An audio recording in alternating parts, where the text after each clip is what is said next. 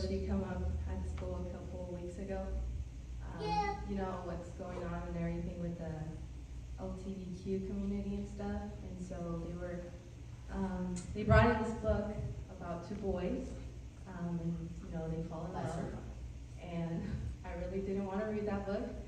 And I told my teacher that if it came down to me reading that book, that we're gonna have a problem. I was gonna have a problem.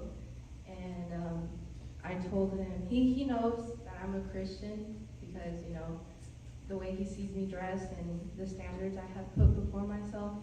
And so he understood that I didn't want to read it, but he said that it was mandatory that I read that book. And so, you know, that's when I got really upset, and I told my mom, I called my mom, I was like, Mom, I don't want to read this book.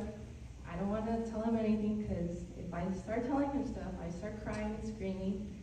So that's probably not a good idea. And she's like, no, don't worry, honey. It won't come down to that. If it does, I'll give them a call, and you're not going to read it.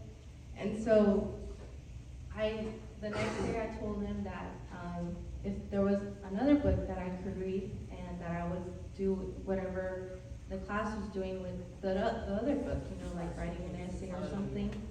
And he said that there wasn't. He's like, why don't you want to read this book? And I was like, look, I don't want to get religious or anything, but you're throwing this in my face, so I'm going to throw this in your face. Genesis 1 and 2 tells us how man and woman was made. And they were made for each other, just one for the other. And then I read to him in Genesis 20, I believe, in Sodom and Gomorrah, where the angels came down and the wicked men wanted to do wicked stuff to the angels. And I was like, it was not good things they wanted to do to them. It was pretty bad things, not godly things.